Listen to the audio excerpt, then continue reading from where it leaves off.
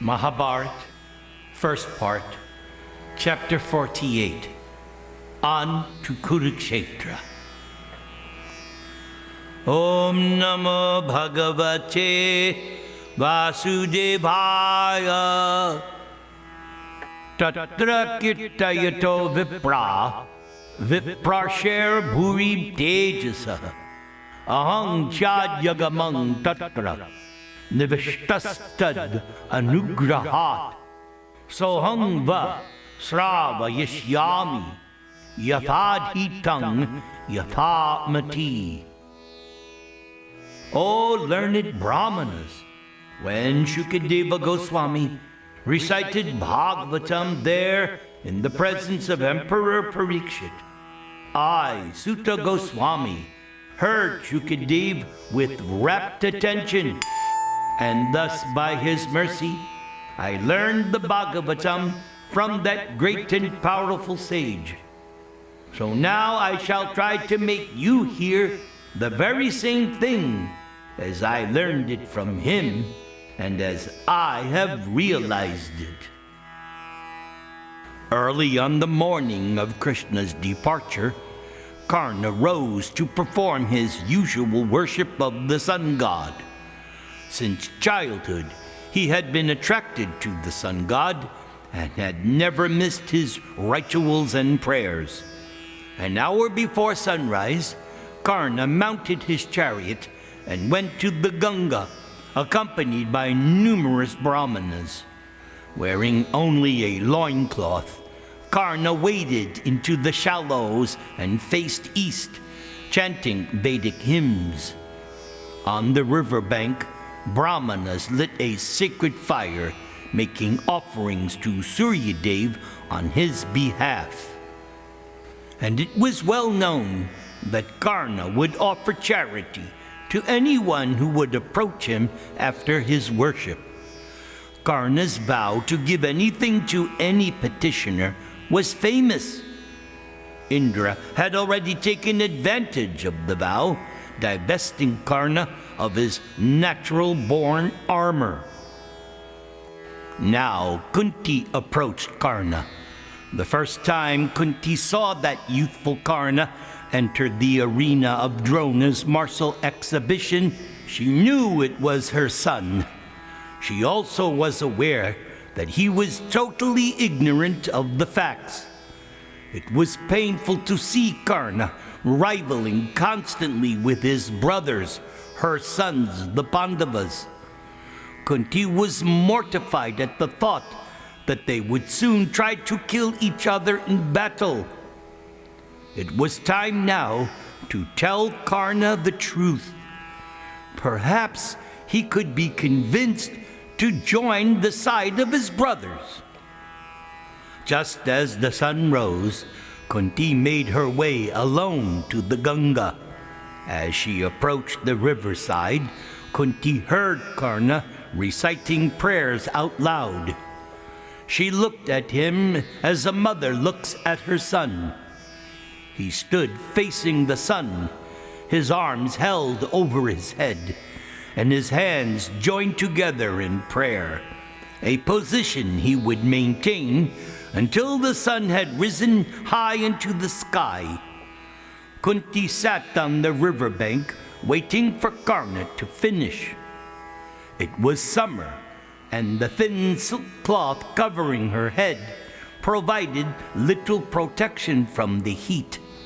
After she had waited for more than 2 hours, Karna finally completed his worship and turned around. He was surprised to see Kuntee before him, and so he said, "O noble lady, you are most welcome. I am Karna, son of Adhirata and Radha. I salute you with all respect. Tell me, what can I do for you today?" Kuntee rose and went towards Karna with faltering steps. He had now stepped from the river and stood there dripping. As the Kuru queen approached Karna, he saw that her beautiful features appeared drawn and weary. Her eyes darted nervously from him to the ground. Clasping her hands together, Kuntee softly addressed him. "O my child, you are not the son of Radha and Adhirata." Kuntee's voice quavered, and she paused to gain her composure. "No, my dear child, you were not born of a Sutta. Try to understand that you are my son, conceived by the powerful Suryadeva himself. When you were born, you blazed like your father, and you were endowed with a natural coat of armor and shining earrings. But since I was still considered a maiden, out of fear for my reputation and that of my father's as well, I cast you away, stricken with grief."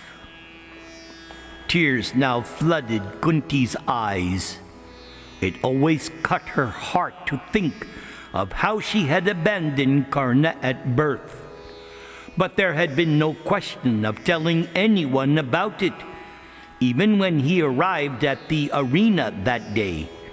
Kuntee had been gratified to know that Adhirata and his wife had at least cared for her son, and she thought there would be no need to reveal the truth. But now he was about to die. She had to try to save him. If he did not die, then he would kill Arjuna, and Kuntee could not bear losing either son. She looked into Karna's wide, unbelieving eyes. "Not knowing of your birth, you have not realized that the Pandavas are actually your brothers. Now you serve Duryodhana. Oh, this is not proper, my son. You are being led by avaricious and deceitful men who have stolen Yudhishthir's kingdom. You will be ruined if you continue to follow them. Instead, follow the virtuous path and join your brothers."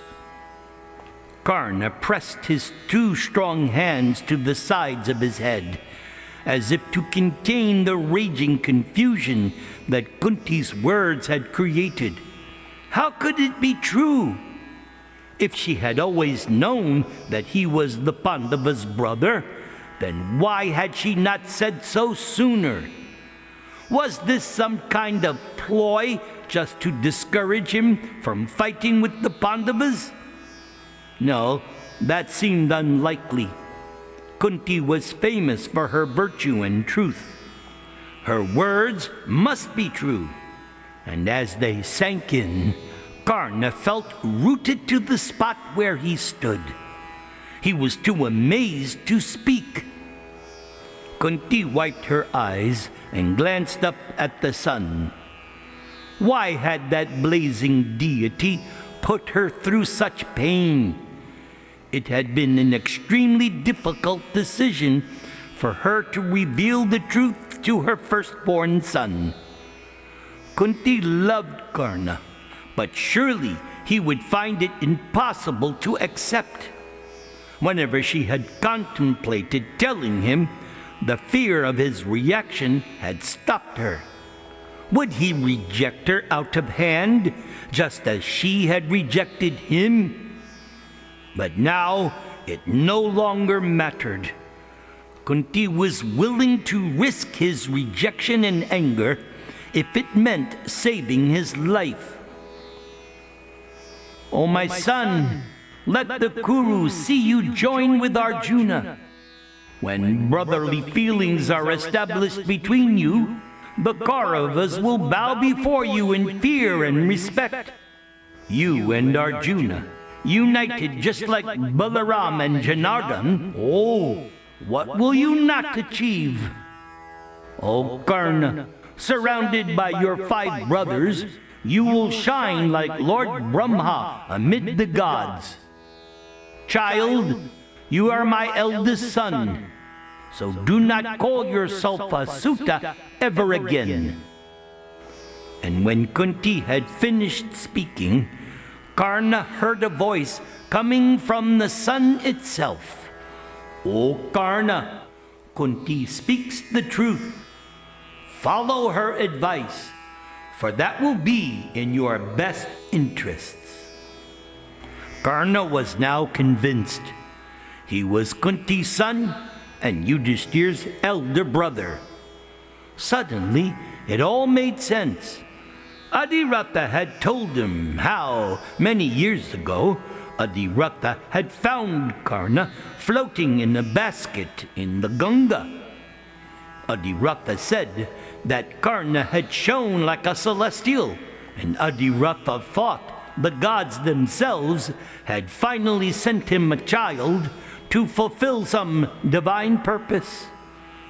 Adiratha had brought Karna home, raising him with love.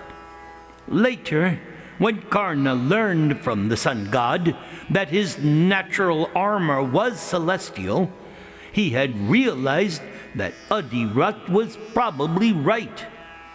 Karna must have been conceived by some powerful deity, but Karna had never guessed the truth.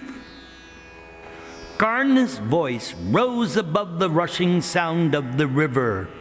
"I do not doubt your words, lady, but I cannot respect them.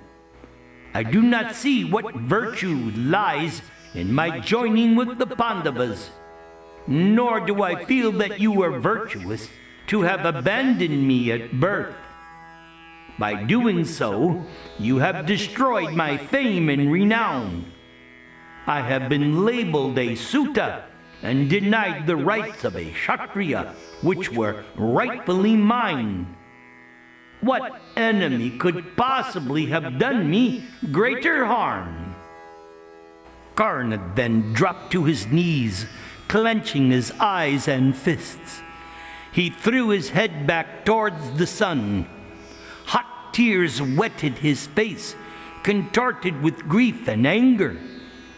He had often wondered about the identity of his real mother, longing to one day meet her.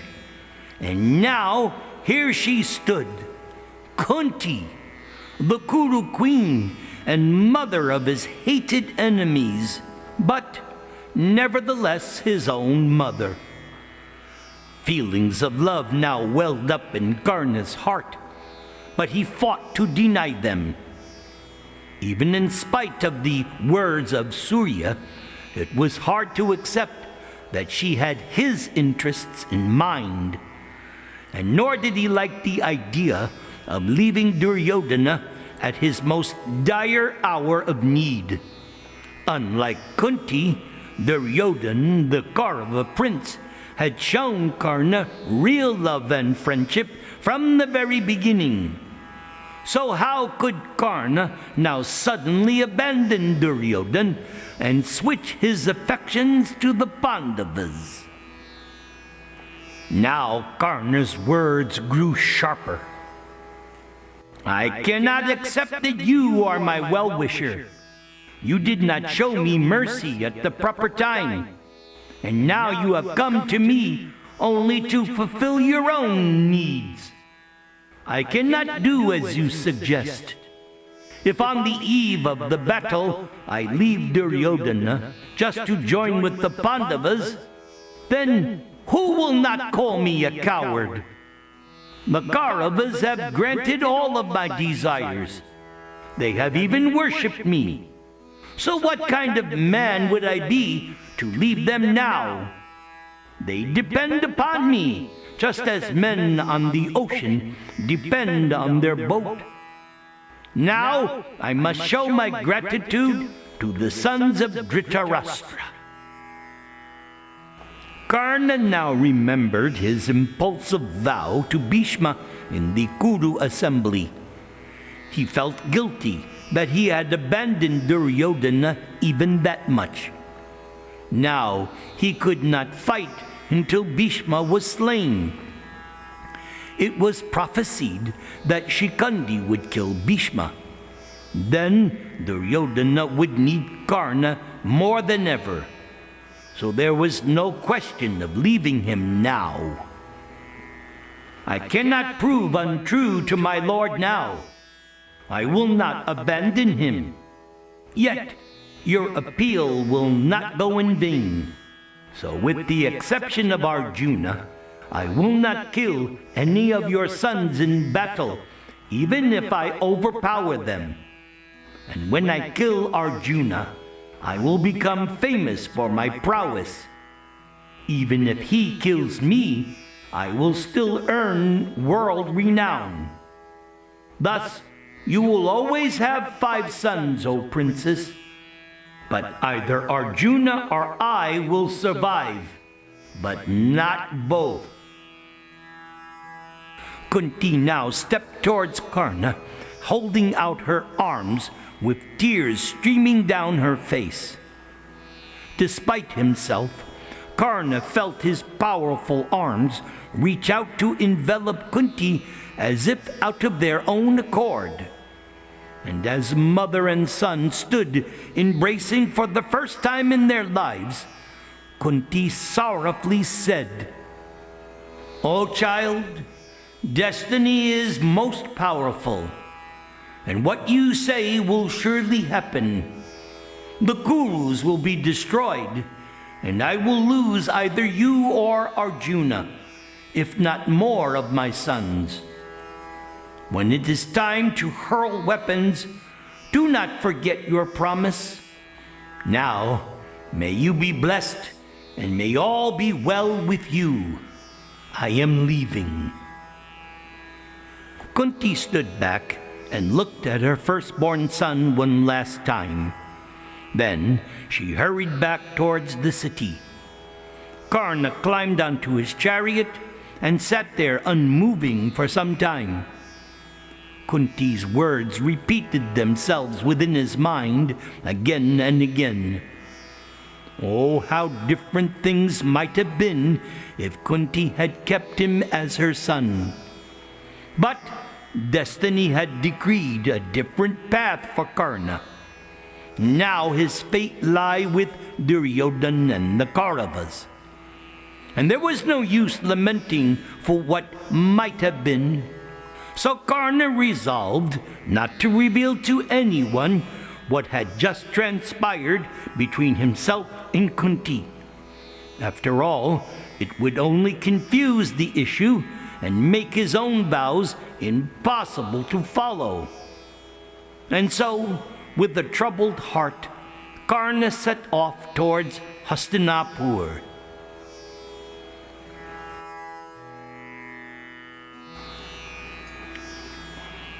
Kamala dala jala jivana talamala bhajahu haripada nitire. Kamala dala jala jivana talamala bhajahu haripada nitire.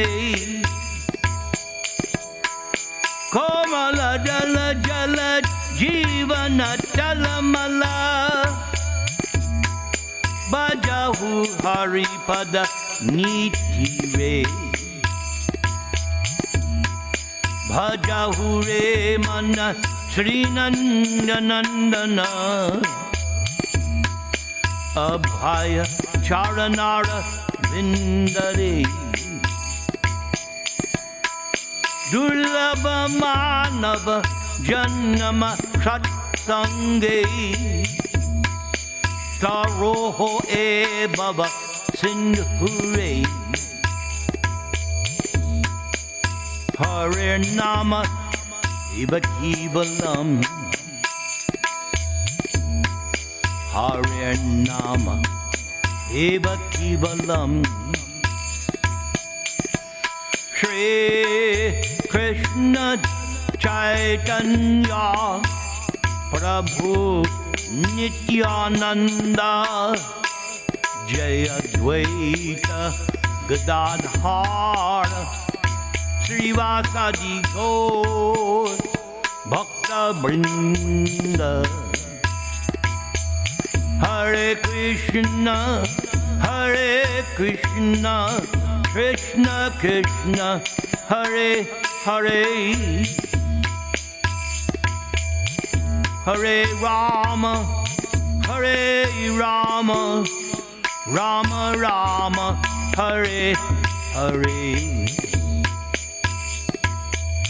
Hare Krishna, Hare Krishna, Krishna Krishna, Hare Hare, Hare Rama, Hare Rama, Rama Rama, Hare Hare, Hare Krishna, Hare Krishna, Krishna Krishna, Hare Hare, Hare Rama, Hare Rama, Rama Rama, Hare Hare.